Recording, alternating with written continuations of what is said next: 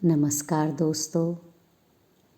पिछले कुछ महीनों में आपने अपनी दोस्त नीरजा शर्मा से कभी कहानियाँ सुनी तो कभी कविताएं, कभी यात्रा वृतांत तो कभी भजन।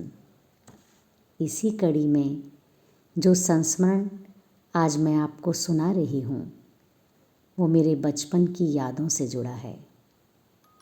कुछ भूली बिसरी यादों ने आज फिर से दस्तक दिया। यूं ही बैठे बैठे एक ख्याल मन में आया, दादी अम्मा के साथ बिताया अपना बचपन याद आया। आज मैं आपको अपनी दादी यानी अपनी अम्मा से परिचित कराना चाहती हूँ, जो आज भी हमारे हृदय में बसी हैं। सच में वो थी ही इतनी प्यारी कि भला उन्हें कैसे कोई भुला सकता है। मंझोले कद की, रंग साफ, चांदी से चमकते सफ़ेद बाल, बंद गले का बटन वाला कुर्ता और सलवार, सफ़ेद दुपट्टा सिर पर ओढ़े रखती। अनुशासन प्रिय, बाहर से कठोर लेकिन हृदय मोम से भी मुलायम। बिना किसी भेदभाव के दिल में सबके लिए असीम प्यार। संयुक्त परिवार था हमारा, रिश्तेदारों का खूब आना जाना लगा रहता था। फल, मेवे, मिठाइयों से मेहमानों का सत्कार होता था। अम्मा का लाड प्यार का भाव सबके लिए एक सा था, इसलिए जो भी आता बस उन्हीं का होकर रह जाता। अम्मा का एक बड़ा सा बेड था जिसमें सब बच्चों को सोने की जगह मिल जाती थी। जब हम में से किसी भी बच्चे को बुखार होता तो अम्मा उसे कंबल ओढ़ा देती और उसके माथे को बड़े प्यार से सहलाते सहलाते बुखार उतार देती। कुछ इस तरह का था हमारी अम्मा का व्यवहार। उनके छोटे से आंचल में था पूरी दुनिया के लिए ढेर सारा प्यार। अम्मा की आवाज़ बहुत मीठी थी। सुबह सुबह मेरे माथे पर हाथ फेरते हुए भजन गाती और मैं भी आँख खोलकर साथ साथ भजन गाने लगती। सुबह की दिनचर्या में अम्मा नियमित रूप से चावल के दाने चिड़िया को डालती तो पता नहीं कितनी सारी चिड़ियाँ अम्मा को घेर लेती और बिना डरे आराम से चावल के दाने खाती। चिड़ियाँ अम्मा के आसपास चहकती और फुदकती रहती। अम्मा रोज़ नहा धोकर घर के आंगन में जो मंदिर था उसमें पूजा की थाली लेकर जाती। पूजा करते करते वो इतनी तल्लीन हो जाती, उसमें खो जाती और काफ़ी देर बाद जब अम्मा पूजा करके वापस लौटती तो कितनी मधुमक्खियाँ उनके दुपट्टे पर बैठी होती, पर उन्हें इस बात की कोई सुध ना होती। और हैरानी की बात कि मधुमक्खियों ने कभी भी अम्मा को नहीं काटा। हमारी अम्मा शायद पढ़ी लिखी तो नहीं थी, पर पता नहीं गीता, रामचरितमानस और अखबार कैसे पढ़ लेती थी। रामचरितमानस की चौपाइयों को गाते गाते झर झर आंसू उनकी आँखों से निकलते जाते और हम सब मंत्रमुग्ध होकर उनके मधुर स्वर को सुनते रह जाते।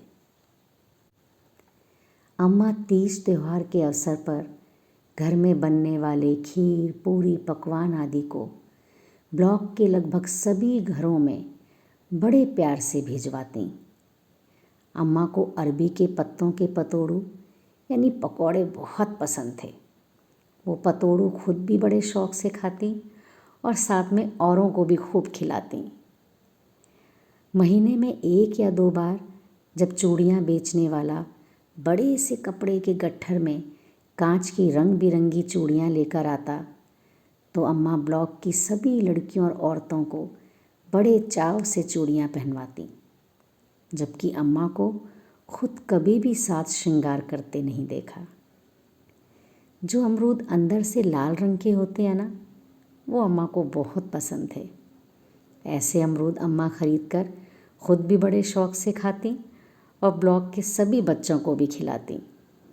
इसी तरह ब्लॉक में कभी गन्ने बेचने वाला या फल बेचने वाला आता तो अम्मा सभी बच्चों में एक बराबर ये सब चीज़ें बांटती। हमारे घर के सामने एक बड़ा सा पीपल का पेड़ था।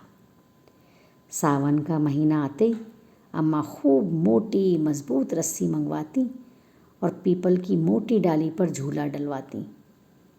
उस पर बैठने के लिए बाकायदा लकड़ी की पटरी बिछाई जाती। फिर दिन भर बच्चे औरतें सब उस पर झूला झूलते और सावन के गीत गाते। कभी अम्मा खुद भी झूला झूलती और हिमाचली में कहती, जियां इत्थी पींगा झूला देना तियां स्वर्गा च भी झुलारे मिलने। यानी जैसे अभी सावन के महीने में झूला झूल रहे हैं, वैसे ही स्वर्ग में झूले के झुलारे मिलेंगे। इसलिए सावन में झूला ज़रूर झूलना चाहिए। सर्दियों के दिनों में शाम होते ही अम्मा बड़ी सी चौकोर लोहे की अंगीठी जलवाती और फिर हम सब अम्मा के साथ अंगीठी के चारों ओर आग सेकने के लिए बैठ जाते। अम्मा बड़ी ही कुशलता से उस अंगीठी में आलू कचालू भूनने के लिए रखती जाती। फिर भुने हुए आलू कचालू को बड़े चाव से हम सबको खिलाती और ख़ुद भी खाती। पता नहीं क्या रस था उन भुने हुए आलू कचालू में और अम्मा के हाथों में, जिसका स्वाद आज तक बना हुआ है। और हाँ, ये मर्मस्पर्शी किस्सा अगर आपको ना सुनाया तो अम्मा का परिचय अधूरा रह जाएगा। जब मैं ग्रेजुएशन के अंतिम वर्ष में थी, तब अम्मा ने चुपके से मुझे बताया कि तुम्हारे माता पिता तुम्हारे लिए रिश्ता ढूंढ रहे हैं और जल्दी ही तुम्हारी शादी कराना चाहते हैं। पर तुम इतनी जल्दी शादी मत करना, खूब पढ़ाई करना और एक अच्छा इंसान बनना। अगर आगे की पढ़ाई के लिए शहर से बाहर भी जाना पड़े तो ज़रूर जाना। मेरी चिंता मत करना। तुम्हारे वापस आने पर मैं शायद तुम्हें ना मिलूं, पर तुम दुखी या हताश मत होना और पढ़ लिख कर अपनी ज़िंदगी अच्छे ढंग से जीना। मैंने अम्मा का कहना माना और अपनी पढ़ाई जारी रखी। और वाकई जब मैं अपनी एमए की पढ़ाई पूरी करके लौटी तो अम्मा नहीं मिली, लेकिन उनकी यादों को सहेज कर मैं ज़िंदगी में आगे बढ़ी। भले ही अम्मा हमारे साथ ना हों, लेकिन उनकी यादें हमारे जहन में आज भी ज़िंदा हैं। उनका ममता भरा स्पर्श आज भी महसूस होता है। उनकी हर सीख हमेशा आगे बढ़ने के लिए प्रेरित करती है। महादेवी वर्मा की ये पंक्तियाँ मुझे बरबस याद आ रही हैं। क्या वो सांचा टूट गया जिसमें ऐसे कठिन कोमल चरित्र ढलते थे। दोस्तों, आप सुन रहे थे अपनी होस्ट और दोस्त नीरजा शर्मा को। अब आपसे इजाज़त लेना चाहूँगी। फिर मिलेंगे एक नई वीडियो के साथ। तब तक के लिए धन्यवाद। नमस्कार।